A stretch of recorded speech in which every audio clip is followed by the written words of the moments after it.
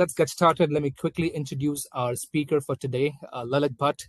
Lalit is the CTO at Entitle and has been at forefront of designing both SaaS and AI-based solutions in the industrial OEM space for more than a decade. He's one of those industry leaders who loves to get down in trenches and has immense expertise in things related to install base. And normally, when he's not around his work desk, you'll find him posting exciting stuff around data and AI on LinkedIn. So with that, Lalit, I'm sure you're excited to get started. Over to you. Thanks, Shashank. Thanks for the introduction and welcome everyone. Good morning, good evening to whichever part of the world you are. So today, as the point of the discussion is the building, how we can build the visibility of the installed base data. And why that is important, we'll touch upon that a little bit as well. But I want to start with this picture, which when we talk to our customers, our prospects, and generally in the B2B world, everyone agrees to the fact that installed base is a gold mine. But that gold mine, to mine that one, that's somewhat, it's becomes very, very difficult. And that's a representation of the picture that we get when we start talking to people that where your data is. And it seems it's lying all over the places. What kind of interaction the data points has between them?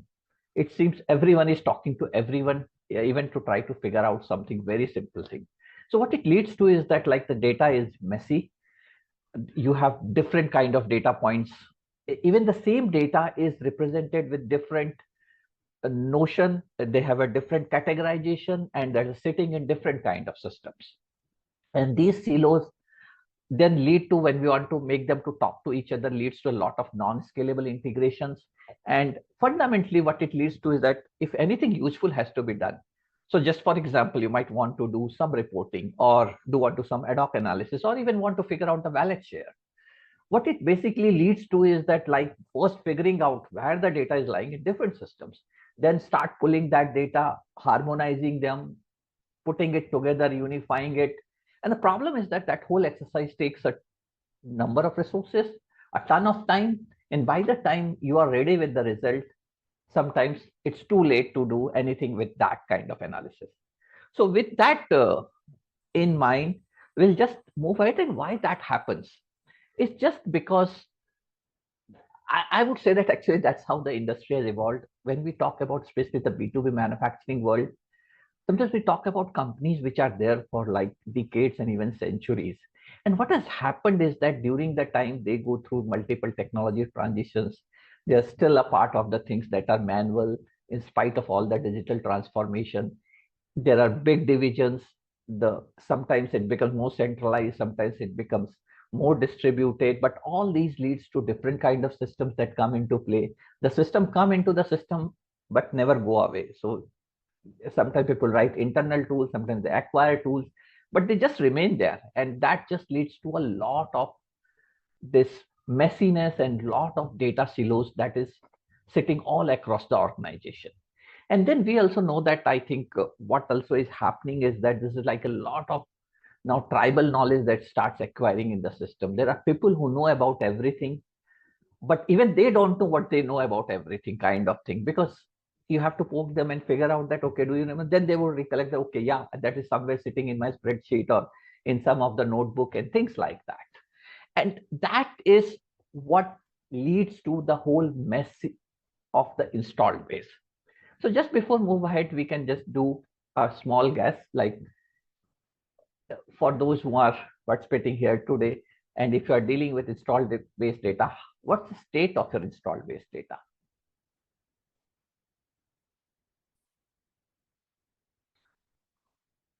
And then I think if you see, that's a continuum basically. It's mostly like either it's very manual, it's in spreadsheets, PDFs, and those kind of things. There are organizations which are, I would say, that still on a higher, further in the curve, that they have systems in place, but there are multiple in picture. Then there are organizations that are further high in the curve who usually have this master data management notion or single source of unified data. But then there is this, what we call the nirvana state, where people have really using them for the intelligence over unified data. So yeah, I think we can move ahead on this one. Okay, so looks like multiple systems. That's what is that one. So and that's not unusual. That's what we have seen with most of the organization, and that's where I would say that the state of the technology is also right here. We have like a lot of this ERP systems, a lot of CRM systems, and especially with bigger organizations, what we see is that these systems compound because of different mergers, acquisitions, kind of thing. And just to basically look into some of the data points, what we have seen is that like this is a rough estimate what we have seen among our customer base. Usually there are 7 to 12 systems that contain customer, product, and asset information. And then this data quality, because of that, usually the productivity losses by 20%. One of the basic reason is that either the customer data is wrong or it is incomplete, which leads to a lot of work to figure out, to build the picture completely, to build the rubric cube so that that can be actionable. And what it leads to is that any simple workflow that has to be done minimum requires 4 to 5 people. You have to reach to them, figure out those data points, collate it together, and then build an actionable insight to them. So how we can solve this problem? So it's like what happens. It's like going to the other end of a continuum, saying that what happens if there is a single source of truth which is available to all stakeholders, and it can automate the insights, and people can collaborate over that one. Would that be a nirvana state kind of thing, which would help in mining the installed base, the intelligence around it, and drive the growth through that one? And we also talk about a lot of data driven decisions, and that's where these all things start coming into play. uh, so uh, we talk about AI intelligence and everything, but essentially, at least what I have seen, this is a very personal experience, I would say that 70%, I don't know, I'm just taking a number, but it's in that range kind of thing. The quality of analysis is a big function of the data sets that is going inside those models, that is going inside those analytics. Otherwise, it just becomes a garbage in and garbage out. So what we'll do is that now we'll look into how we can do that journey. What is the way to do that one? So the first and foremost thing is to make sure that you get control of your installed base data quality. How that happens? You would have your data sitting in all different systems. You need to take it and take it through a process. Again, I have put it like you have to profile it, clean it, map it, uh, and then when I say map, for example, like in the install base world, it's like that, whether it's an asset or it's a part, those kind of classifications come into picture. What is the BOM structures around that one? Then you have to enrich it, fill out the missing data points, deduplicate them, and define a stitching. And this process is usually not like one step after another. It's like a lot of iterative things happen. And then what happens is that once you're able to do it, you get your install base data model, which acts as a single source of truth. Believe me, I think getting to this picture itself, it's a journey, but it's a journey worth taking, because on the other side of the things, now we have very clean data, and what it opens up is the possibility to do a lot of different kind of analytics over a clean set of data. And the quality of analytics automatically becomes much better, just for one reason, that the data is very, very clean now. So I'll just give another picture on that one. And actually, there's a small story out there, because entitle, as you know, the name means entitlement. So it's like when we started almost 10 years back, we thought that we'll just focus on the analytics AI part of the things. We were expecting that our customers, which is this B2B equipment manufacturers, we would get good quality data, and we will just focus on the AI models. And I think that's where we wanted to focus on as well. But then we quickly realized that I think to reach to that point, we will need to take care of this data story, because the data that we were getting was, I think, saying messy would be an understatement. It's just like it comes from all over the place kind of thing, no relationship between them. You get a bunch of Excel files or bunch of dumps basically, and start making sense of that. And that's where we started doing work on our data pipelines, started making sure that if we need to scale, we need to get handle on this whole thing. And that's where I'm trying to put a picture in place. That's how we look into that whole thing. we get the data on the left hand side of the things. It could be coming in any formats. It could be coming in CSVs. Data could be served through APIs or different kind of ERP, CS, CRM systems. And even like right now, we see that a lot of people start putting the data in data lakes. But the problem with data lakes is that what people are doing is they just take the data and dump it into data lakes. It's just like now the silos are sitting inside data lake. Okay, you have all the data, but doing anything meaningful becomes very, very difficult because the data is not harmonized. A part at one place with a different name and it is another data silo, it is a different name. How to make sure that we are talking about the same part? So all those things start becoming a big problem.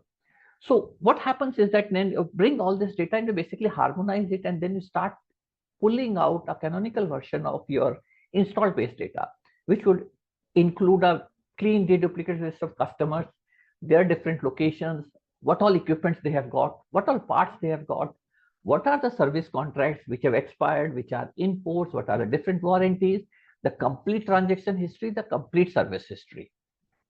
Once that is in place, the right hand side starts making sense. Otherwise, they are just models doing nothing. So how we can do that one? So I'm just putting like this is typically, and then we have seen that I think customers do go in that one. Even in our initial days, we had a similar stack in place. You basically start writing a lot of custom scripts, take this data out, mishmash them together, take them through different tools. There are those ETL kind of tools, then you take it through analytics and this kind of things. The only problem is that this stack becomes too complex very quickly. And the bigger problem happens is that these are very generic tools. So to do anything purpose built for them, it takes a lot of time to make sure that they are aligned with the problem statements. And of course, one thing always that comes into play is that the domain knowledge, that how easily that can be captured as part of the tool setups, as part of the scripts, or as part of the recipes that they are put in. And usually that leads to a lot of time, resources, and various skill sets that are needed. And I'm not saying that we have seen this happening, but what we have also seen is that it usually turns out to be very costly, and it becomes an effort, an organization in itself in some way. And that's where what we did is that we actually brought out this tool set in our part of our solution, which basically it is very purpose built. I would say that it's like this is not like any generic tool, but we've just focused on building this picture for our B2B customer base, building the picture of the installed base data. And it again has the same set of steps like data profiling, they are cleaning, deduping, enriching, unifying. And then what we have also got is that we have put recipes in place. So what happens is that whenever we get the data, say the initial set kind of thing, of course, like we had interaction with our customer, because we have to also understand the business domain, the way people work, the terminology they use, the categorization they use. There might be two HVAC companies, but two HVAC companies still are two very different companies in terms of a lot of those smaller details. But what happens is that we capture them as part of our recipes. And once it is captured, then this becomes a continuous process. Whenever the new delta data comes in, that we just keep harmonizing it against the existing data model that we have created. So I'll just put a small picture in place, which gives the overall sense of how the whole arc looks like. So again, like it's again like now you would have been very comfortable with like how the whole process is working, but on the left hand side of the thing, you have like all the data silos from which the data would be picked up. And then what happens is that it goes through this data quality engine, which is called install base data studio.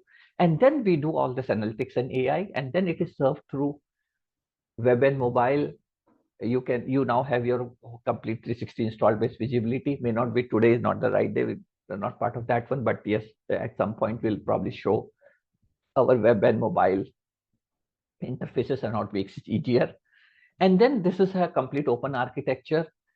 We have like, we can integrate it very clean. We can integrate it very natively with the Salesforce and with open APIs and all. It's very easy to pull the data into any other system. Just a sneak peek of how the application looks like and how the web looks like. If you see, you would be seeing a map basically.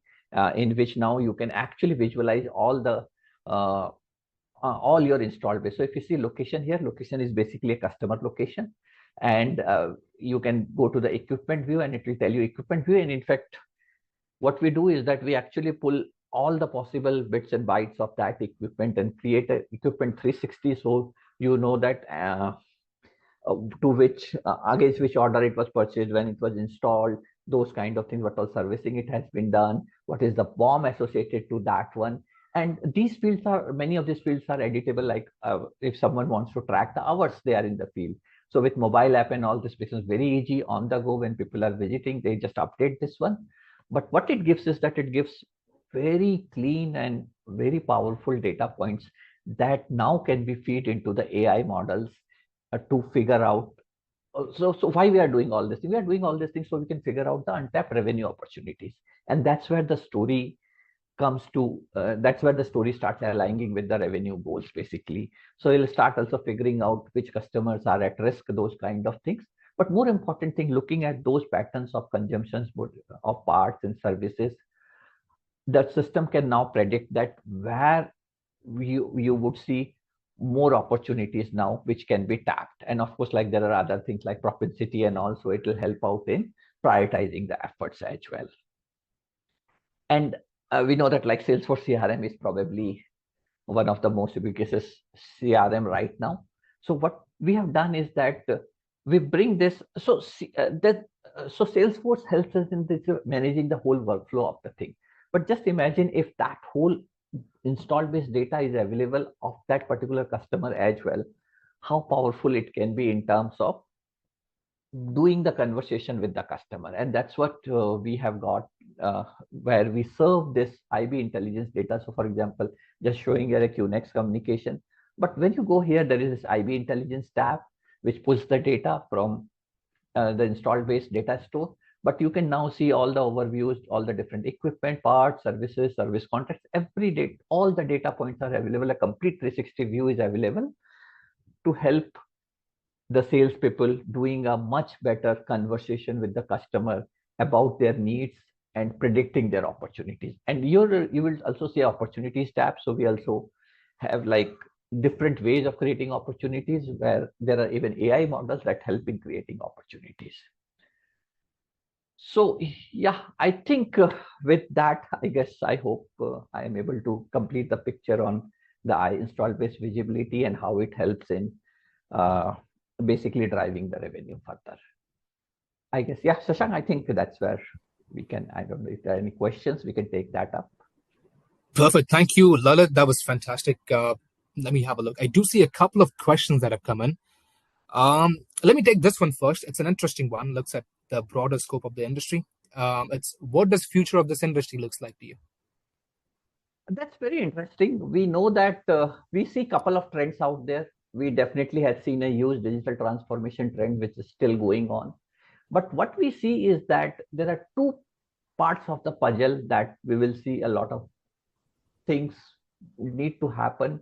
One is definitely on the data side of the things, to have a very clean data, very unified, harmonized data, so that the models can run very efficiently. And then of course the whole AI side of the things, these two things are very interrelated to each other. But that's where we see a lot of course, like there are workflows on top of them, but I think those workflows would need a set of clean data and a set of very powerful models, so that these workflows can run very efficiently, as and that has to be like part of the playbook of any organization.